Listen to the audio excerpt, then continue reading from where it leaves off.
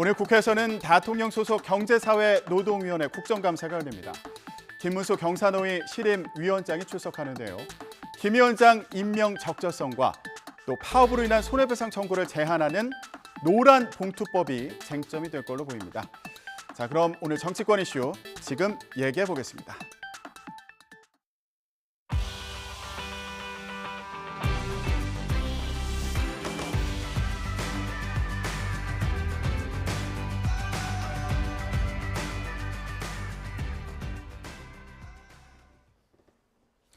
뉴스를 배달해 드립니다. YTN 뉴스라이더. 오늘의 정치권 이슈 배달해 주실 분 모셨습니다.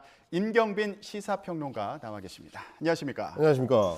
네, 오늘 수요일에 콤비인데 이만수 기자가 휴가여가지고 네. 오늘 이제 평론가님만 모셨습니다. 오늘 자리를 잘 채워주시기를 부탁드립니다. 저도 한번 휴가로 빚을 진 적이 있기 때문에 오늘 세게 한번 갚아보겠습니다. 알겠습니다.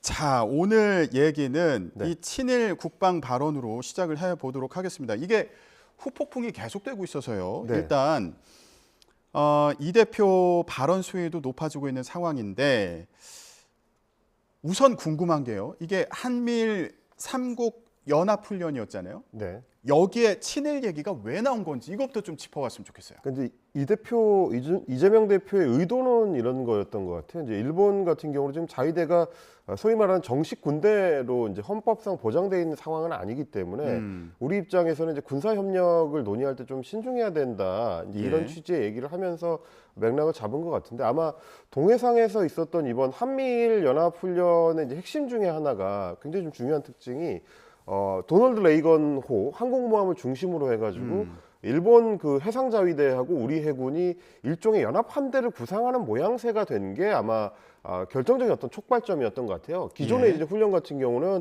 각 함대가 좀 각각 떨어져 있으면서 이제 연합훈련을 하는 그러니까 부분적인 연합훈련의 형태였다면 이번에는 일렬로 이제 항행을 같이 하면서 하는 형태였기 때문에 로널드 레이건호를 이제 한국 해군과 일본 자위대가 받치는 형태를 취하는 거. 그게 이제 이재명 대표 입장에서 봤을 때는 자위대를 사실상의 군대로 인정하는 셈이 아니냐. 그러면 이거는 이제 일본을 도와주는 셈이 되기 때문에 뭐 친일적 행각이다. 이런 식의 논리 구조를 만들었던 것 같습니다. 예.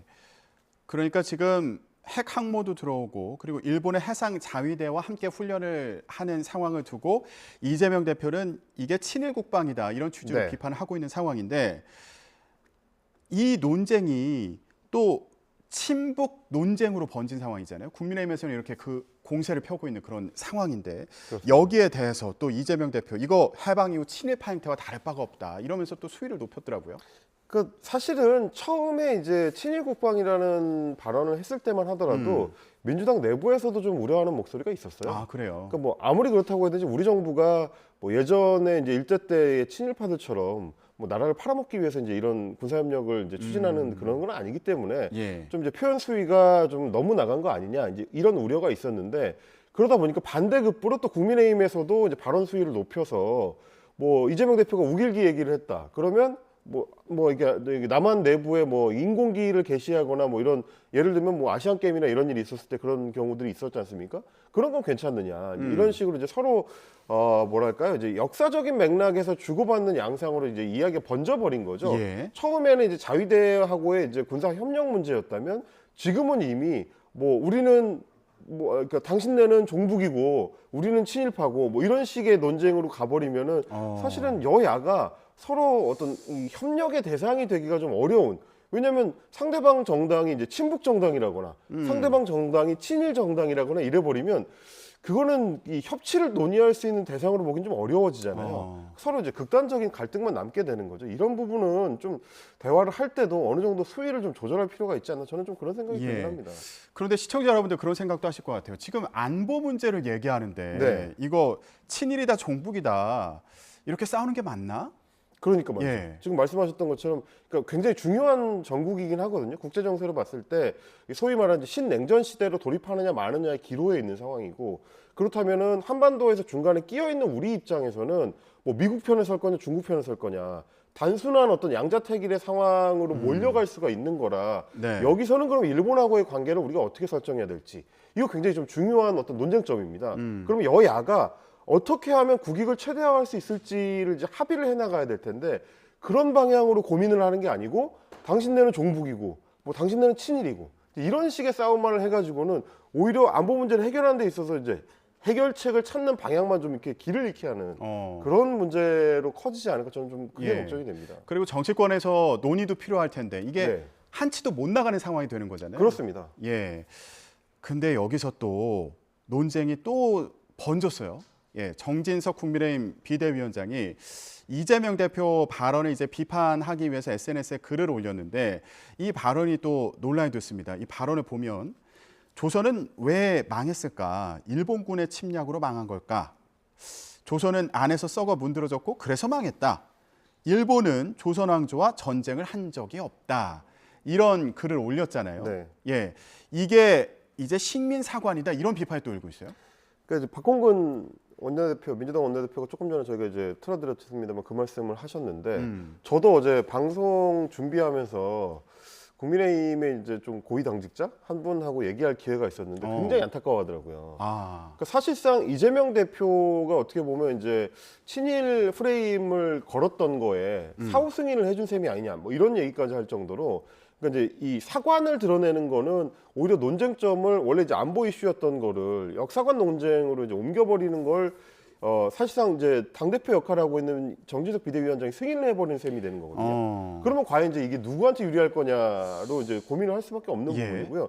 또 하나는 식민사관이냐 아니냐를 논할 때 이 문제, 그러니까 이게 뭐 일본이 이 조선을 강제 병합하는 과정이 일본의 문제가 아니고 조선의 내부적 문제 때문이었다라고만 이 한정을 지어버리면 결국 그 과정에서 있었던 일본의 어떤 제국주의적인 행태라든지 어떤 이 조선 한반도를 이제 침탈하는 그 폭압적인 과정들 이런 것들이 다 이제 그냥 뭉개져 버리게 되는 거거든요. 이게 뭐 대표적으로는 뭐 서울대 출신의 이영훈 교수 같은 분들이 얘기하는 소위 말하는 반일 종족주의 같은 책 내에서 얘기했었던 그런 어떤 일본을 옹호하는 듯한 발언들과 이제 맥을 같이 한다라고 이제 오해받을 수 있는 부분이기 때문에 이런 발언들을 할 때는 조금 조심을 할 필요가 있고요. 그리고 제가 좀 팩트 체크를 해드리자면 정진석 비대위원장은 뭐 조선 왕조가 일본과 전쟁을 벌인 적이 없다라고 했지만 실질적으로 전투를 벌인 적이 없다 뿐이지 관련된 어떤 그 투쟁의 역사는 다 이제 그대로 우리 교과서를 통해서도 학생들한테 이제 가르치고 있는 부분들이거든요. 예를 들면 일본이 이제 우리 어떤 조선군을 강제로 이제 무장 해제를 시켰던 사건이라든지 그것 때문에 연속해서 이제 남대문 앞에서 전투를 벌이기도 했었고 그리고 이제 의병 전쟁이라고 해가지고 을미사변을 전후한 시기로 합병이 이루어지기 전까지 계속해서 의병들이 이제 전쟁을 치렀던 경험이 있습니다. 그래서 이제 안중근 의사도 본인이 이토 히로부미를 암살한 직후에 재판에 회부됐을 때 나는 전쟁포로다. 나는 조선 의병 중장이기 때문에 이 전쟁 포로로 대우를 해달라라는 주장을 할 수 있었던 것도 우리가 결국은 전쟁 와중에 일본에 져서 강제합병 당한 거라는 당시에 인식이 있었기 때문입니다. 이런 어떤 그 부분들을 좀 명확하게 확인을 하고 발언을 하는 습관을 가져야 당대표가 이런 논란에 휩싸이지 않을 수 있지 않을까. 뭐 저는 그런 생각을 좀 듭니다. 정진석 비대위원장은 본질을 왜곡하지 마라, 호도하지 마라 이렇게 이제 반발을 하고 있는 그런 상황인데 어떻게 보면 아까 간단히 짚어주신 것처럼 이렇게 대응을 할수록 이재명 대표가 내세웠던 이 친일 프레임이 강화되는 것 같기도 해요.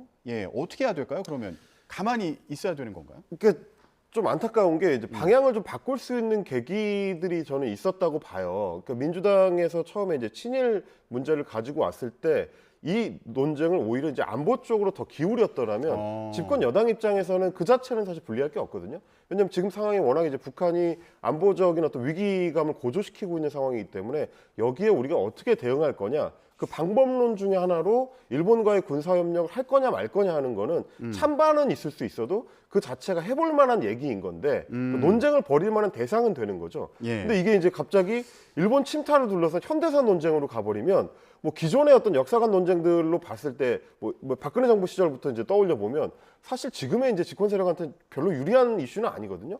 그러다 보니까 국민의힘 당내에서도 왜 싸움을 이 방향으로 끌고 가는 거냐 하는 좀 안타까움이 있는 거고요. 그래서 이제 어제 정진석 비대위원장을 옹호하는 논리로 이제 윤상현 의원이 페이스북에 또 비슷한 글을 썼더라고요. 그러니까 이제 정진석 비대위원장의 얘기는 일본이 한일 합방을 하기 위해서 조선 왕조와 전쟁을 한 적이 없다라는 얘기다. 그러니까 스스로 부패한 조선이 내부 모순을 이기지 못하고 일본의 국권을 내주었다는 거를 강조하는 거다. 라는 이제 해명을 했는데 예. 제가 듣기에는 거의 같은 얘기예요. 결국에는 조선의 잘못으로 조선이 망한 거지 외세의 침탈이 결정적인 요인이 아니었다라는 건데 사실 근데 이제 근대화 과정에서 전 세계를 걸쳐서 봤을 때 우리하고 비슷한 상황에 처하지 않았던 나라들이 오히려 숫자가 적습니다. 뭐 중국의 청왕조라든지 뭐 인도의 뭐 무굴 제국이라든지 근대화 과정에서 실패해서 결국은 강제 복속되거나 반식민지 상태에 처했던 나라들은 다 조선 왕조하고 비슷한 과정을 거쳤어요. 이런 맥락을 가지고 봐야 되는 거지 이게 조선 잘못이지 일본 잘못이 아니다로 보일 수 있는 발언을 하면 계속 좀 함정에 빠지는 셈이다. 예. 이 얘기를 좀 드리고 싶습니다. 예. 국민들이 봤을 때 어떻게 해석하느냐, 어떻게 받아들이느냐 이것도 중요한 문제니까요. 네. 근데 시청자 여러분들도 아니 이게 지금 북한이 도발을 이어가는 상황에서 네. 왜 이 역사인식 문제까지 얘기를 하고 있는 걸까 이런 의문이 들기도 할 텐데 엉뚱한 농주장으로 예. 튀어버렸죠 이게. 국민의힘 대응에 대해서도 이제 의아하다 이렇게 생각하시는 분들이 있을 수 있겠지만 또 한편에서는 아니 이재명 대표가 애초에 왜 이 친일 프레임을 내세웠을까 이거에 대해서 좀 문제 제기를 할 분들도 계실 것 같아요. 이거는 뭐 이재명 대표에게 유리한 겁니까 국면이? 역시 마찬가지로 이제 민주당 내부에 좀 고위 당직자와 얘기를 할 기회가 아니 인맥이 있었는데 좋으시네요. 예. 그러니까 처음에는 굉장히 좀 긴장을 하더라고요. 이게 이제 이야기의 방향이 친일 국방으로 너무 흘러가 버리면 초반에 국민의힘이 공격했던 포인트 그러니까 자꾸 좀 선동한다라는 얘기가 먹혀들 가능성이 좀 있었기 때문에 왜냐하면 처음에 제가 말씀드렸다시피 지금 상황이 굉장히 안보적으로 좀 엄중한 상황이고 신냉전에서 우리가 어떤 선택을 할 거냐의 선택의 기로에 있는 상황이기 때문에 여기서 갑자기 친일 얘기를 하면 또 한 2019년 정도로 우리가 롤백을 해가지고 그때 일본이 무역 보복을 했을 때의 대응을 지금 민주당이 하고 있다라는 얘기가 먹힐 가능성이 있었거든요. 예. 근데 지금 정진석 비대위원장이 좀 이 역사관 논쟁으로 이 얘기를 좀 이렇게 키우는 바람에 민주당 입장에서 혹은 뭐 이재명 대표 입장에서는 얘기를 계속 이쪽으로 이어갈 만한 이 고리가 생겨서 그렇지 전반적인 흐름으로 봤을 때는 사실은 올바른 방향성은 아니다. 저는 좀 그렇게 생각을 하고요. 이제 또 하나 말씀드리고 싶은 거는 민주당에서 어떤 판단을 하고 있는지 모르겠습니다만 이거 지금 이 상황은 2019년에 우리가 무역 보복을 당해서 어쩔 수 없이 일본에 강경한 대응을 해야 되던 상황하고는 조금 다르다. 그러니까 이제 민주당도 안보 위기 상황에서 어떻게 해야 될지에 대한 대안을 내면서 이 얘기를 해야 되는 거지. 단순히 이제 친일 국방이다라는 식의 이제 프레임 설정만을 해가지고는 어떤 대안 정당으로서의 야당의 힘을 보여주기는 쉽지 않을 것이다. 그러니까 2019년에서는 좀 벗어나서 2022년에 맞는 정치적 프레임이 필요하다. 이 말씀을 좀 드리고 싶습니다. 윤석열 대통령의 입장을 보면은 지금 국회에서 벌어지는 이 논쟁에는 좀 선을 긋는 것으로 보이더라고요. 그러면서 이제 한미 동맹과 그리고 한미일 3국의 안보 협력을 강조하는 그런 메시지를 내고 있잖아요. 네네. 이건 어떻게 봐야 될까요? 그러니까 물론 이제 대통령이 말씀하시는 거는 원론적으로는 맞죠. 지금 이제 위기 상황이기 때문에 누구라도 협조를 받을 수 있는 대상이 있다면 협조를 끌어오는 게 우리 입장에서 좋죠. 예. 뭐 일본 속담에 그런 말도 있습니다. 이제 바쁠 때는 고양이 손이라도 빌려야 된다. 이런 얘기를 하는데 그러면 정말 필요하다면 일본하고도 안보 협력을 할 수 있지만 이번에 있었던 그 한미일 국방 공동 합동 훈련이라는 게 실제로 그만큼 북한에 대응하는 데 있어서 우리한테 기묘한 일이냐는 조금 따져봐야 됩니다. 그러니까 특히 기존에 있었던 지소미아 협정만 하더라도 그 당시에도 논란이 많았거든요.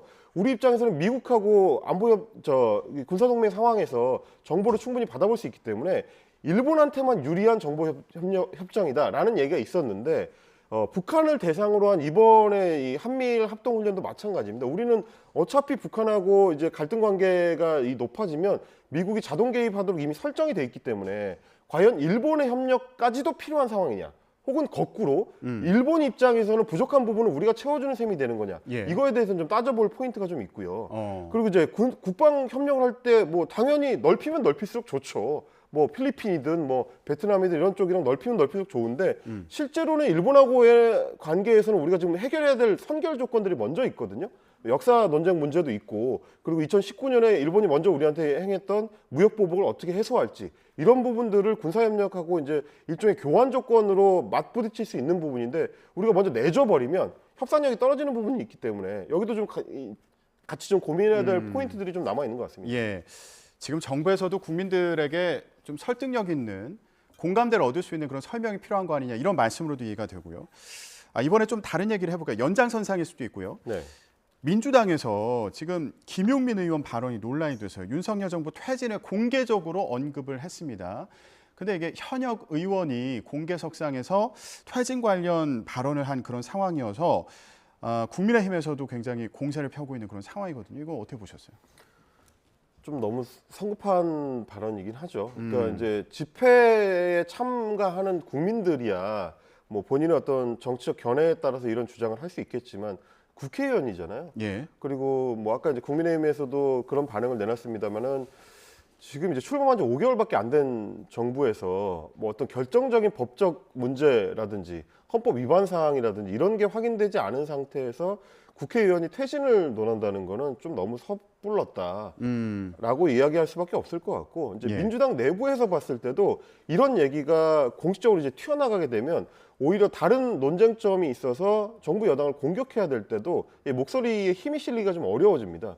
그러니까 뭐 아까도 말씀드렸지만 국민의힘에서 자꾸 이제 선동한다라는 공격을 할 때 그거에 대해서 되받아치기 위해서는 이쪽에서 논리정연한 방식의 대응을 해야 되는데 갑자기 이제 퇴진하라 이제 이렇게 얘기를 해버리면 논리가 잘 서지 않는 부분이 있거든요. 그러니까 이제 강경한 발언이라는 게 대체로 정치권에서는 생산적인 결과를 만들어내지 못한 경우들이 많았기 때문에 예. 국회의원으로서 발언할 때는 조금 더 신중할 필요가 있다. 저는 좀 그렇게 예. 생각합니다. 김용민 의원이 이제 윤 정부 5년 모책에 빨리 퇴진시켜야 된다 이런 취지의 발언을 해서 논란이 됐는데 네. 이후에 또 SNS에 올린 발언도 비슷한 맥락으로 이제 주장을 이어가더라고요. 근데 거기에도 내용을 보면 반성 없는 침략자에게 국토를 열어주려는 윤석열 정부는 헌정 질서를 흔들다 못해 뿌리를 뽑고 있다 이런 발언을 이제 내세우면서 지금 친일 국방 논란과 또 맥을 같이 하는 네. 그런 흐름을 보이기도 했습니다. 이 공방 사이에서 이제 퇴진 관련 발언에 더 또 힘을 실으려는 거 아닌가 뭐 이런 생각이 들기도 하고요. 그러니까 이제 정책적인 논쟁은 당연히 해야 되는 거고 자연스러운 일인데 그걸 갑자기 이제 대통령 퇴진으로 튀어나가기 위해서는 뭐 아까도 말씀드렸지만 조금 더 면밀한 증거가 필요해요. 뭐 김용민 의원 같은 경우는 본인이 또 변호사 출신이기도 하기 때문에 예. 법률적인 부분을 모르지 않을 텐데 우리가 대통령 탄핵을 한번 해봤다고 해가지고 그게 마치 이제 뭐 의원 내각제에서 뭐 의원 총사퇴를 통해서 뭐 총선을 다시 치르는 것처럼 쉽게 할 수 있는 것처럼 생각해서는 안 되는 거거든요. 간단하지 않은 문제고요. 그리고 이제 박근혜 전 대통령 탄핵 때처럼 그 당시를 떠올려 보시면 국정농단이라는 이제 되돌릴 수 없는 만큼의 이제 명확한 증거가 확인이 됐을 때, 그래서 이제 국민적 합의가 충분히 이루어졌을 때 이야기할 수 있는 것이지. 예. 지금 이제 일각에서 좀 이 강경하게 이야기하는 거를 국회의원이 그대로 받아가지고 마치 스피커 노릇을 하는 것처럼 하면 정치적으로도 별로 민주당에는 도움이 안 될 겁니다. 예. 이게 이전에 민주당에서 그러니까 탄핵 가능성과 관련한 언급이 좀 있긴 했잖아요. 네. 그거하고는 좀 다른 결인가요? 어떻습니까? 수위나 뭐 맥락이나 이런 것들이 좀 다른가요? 그러니까 이제 내부에서 일부 얘기가 나올 수는 있어요. 뭐 어떤 얘기든지 다 이제 여의도 내에서 돌아다니니까 이제 그거를 국회의원이 필터링 없이 이제 그대로 받아가지고 공개석상에서 얘기할 때는 조금 더 조심스러워야 된다는 거죠. 예, 뭐 이런 얘기들이 있더라, 뭐 이런 가능성이 있다 이렇게 얘기하는 것과 다른 차원의 지금 문제인 거죠. 예, 김용민 네. 의원의 발언은 좀 달라 보인다 이런 그러니까 말씀이셨고요. 저는 좀 그런 말씀을 드리고 싶어요. 이제 이 소위 이제 강경파 의원들이 여야를 가리지 않고 있습니다. 근데 이제 강경파 의원들이 그 강경한 목소리에 힘을 받으려면 예, 근거가 뒷받침을 해줘야 돼요. 어, 그게 만약에 없다, 그러니까 근거나 어떤 명확한 팩트가 없는 상태에서 목소리만 크게 나올 경우에는 자칫하면 국민들 입장에서 봤을 때는 좀 이상한 사람이거나 좀 너무 이 앞서 나가는 사람처럼 보일 가능성이 있거든요. 반감을 살 수 있다. 그렇습니다. 강경한 게 이제 무능한 것과 연결되면 이제 최악의 상황이 될 수 있기 때문에 그걸 예. 피하기 위해서는 좀 더 명확한 근거를 가져오는 게 사전에 더 필요하다. 이 부분 예. 좀 강조를 드리고 싶습니다. 예, 지금 그 안보 관련 논쟁과도 또 맥을 같이 하는 그런 설명이신 것 같아요. 공방을 벌이는 상황에만 머물면은 국민적인 공감대를 또 얻을 수 없는 만큼 안보와 관련해서도 여야 간의 맞습니다. 어떤 논의를 이어가야 되는 그런 상황이다 이런 그러니까 말씀을 이제 주셨고요. 이번에 우리가 국정감사를 지켜보시면서 국민들께서 많이 느끼셨고 또 정치인들도 많이 느꼈을 텐데 예전 스타일로 피감기관장을 앞에 놓고 목소리를 높이고 막 탁자를 치고 뭐 소리를 지르고 이러면 예전에는 시원하다라고 하는 국민들도 있었을지 모르겠지만 요즘 우리 국민들의 이제 정치 인식 수준이 그렇지 않거든요. 오히려 아니 근거를 대면서 따박따박 따져 물어야 피감기관이 좀 아파하는 거지. 저렇게 들이다 소리를 질러버리면 오히려 좀 이상하게 보이게 된 시대란 예. 말이죠. 마찬가지로 강경한 발언을 할 때는 그에 걸맞는 좀 더 확실한 증거나 팩트가 필요하다. 이 부분은 우리 정치권에서 좀 깨달았으면 좋겠습니다. 네. 자, 이번엔 국민의힘 얘기 좀 해보겠습니다. 일단 이준석 리스크는 털어냈다. 예, 이런 평가들이 나오고 있는데 국민의힘에서 당권 경쟁이 치열해지고 있는 상황이거든요. 근데 당권 주자들 간에 이게 약간 신경전이 있는 것으로 보여서 이 얘기를 좀 해볼게요. 일단 김기현 의원 같은 경우에 그런 얘기를 했더라고요. 안철수 의원의 대선 불출마도 기대하겠다. 예, 이거 네. 어떻게 봐야 됩니까? 근데 김기현 의원이 이제 계속 그 부분을 강조를 하더라고요. 안철수 의원뿐만 아니라 나경원 의원도 당대표 출마를 하려면은 대선 출마하지 않겠다는 불출마 선언을 해야 된다. 이제 이 부분을 강조를 하고 있는데 아마 그거는 결국은 뭐 당 내부를 향한 거기도 하지만 결정적으로는 이제 용산을 향한 메시지 쪽이 좀 더 가깝다. 그래요? 이렇게 좀 해석이 되는데 예. 왜냐면 어차피 이번 전당대회라는 거는 결국은 윤석열 대통령의 마음이 어디에 가 있느냐를 두고 이제 경쟁하는 측면이 하나가 굉장히 중요한 요소로 들어가 있기 때문에 그러려면 대통령 입장에서 중요한 거는 차기 당대표가 본인의 어떤 정치적 야심, 특히 이제 대통령이 되고 싶어하는 대권 욕심보다는 당내 상황에 좀 더 집중하고 네. 국정 운영을 뒷받침하는 여당 역할에 집중해줬으면 하는 마음이 있거든요. 그러다 보니까 김기현 전 원내대표 입장에서는 내가 그런 사람이다. 나는 대권 욕심이 없고 다른 사람들은 있다. 그러니까 여당으로서의 국정 초반 역할을 하기 위해서는 나처럼 대권 욕심이 없는 사람이 당대표에 어울린다. 이제 이런 부분은 좀 강조하고 싶어 하는 거죠. 예. 근데 이제 아마 안철수 의원이나 혹은 뭐 나경원 전 의원 입장에서 봤을 때는 당신 돼봐라. 당대표가 되면 대권 욕심이 생길 것이다. 뭐 이런 생각을 자연스럽게 할 거예요. 이제 이런 부분들이 이제 겹쳐 있는 건데. 그러지 않을까. 예. 물론 이제 아직 정권 초반이기 때문에 대권 얘기를 하기는 좀 이르죠. 그렇다고 해서 당대표라는 자리를 차지하게 될 사람이 다음 대권 생각을 안 할 수는 없는 거라 당장 뭐 대권 불출마 선언을 하라는 거는 다소 좀 이제 김기현 의원의 욕심이 아닌가 뭐 그런 생각이 듭니다. 근데 안철수 의원의 반응도 또 재밌는 게요. 네. 안 의원 같은 경우에는 유승민 전 의원 그리고 나경원 전 의원과 삼자 구도를 만들려고 하는 게 아닌가. 네. 이 발언을 보면 이번 전당대회는 당내 경쟁력 있는 선택지를 제공해야 된다 이렇게 얘기하면서 그렇죠. 유승민, 나경원 전 의원 두 사람 모두 출마하기를 기대한다 이런 취지로 얘기를 했잖아요. 네.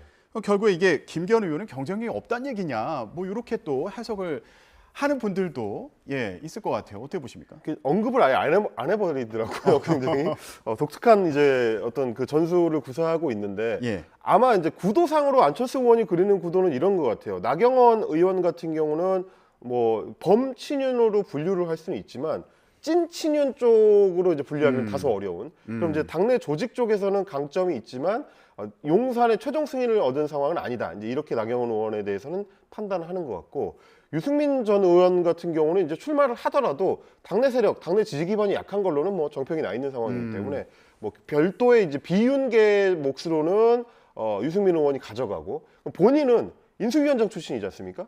그러다 보니까 내가 윤석열 정부의 성공을 위해서 이제 중요한 키를 쥐고 있는 사람이고 소위 이제 친윤계의 이 한 사람이다. 이 구도를 만들면 중도적인 색채를 갖고 있는 본인이 봤을 때는 이제 대국민적으로 국민 경선에서도 어느 정도 좀 경쟁력이 있다라는 판단을 하는 게 아닌가. 그러니까 삼자 구도를 만드는 게 안철수 의원 입장에서는 양쪽 표를 흡수하는 데서 가장 유리하다. 뭐 이렇게 좀 판단하는 것 같습니다. 지금 발언에 이 당권 주자들의 치밀한 수싸움이 그렇습니다.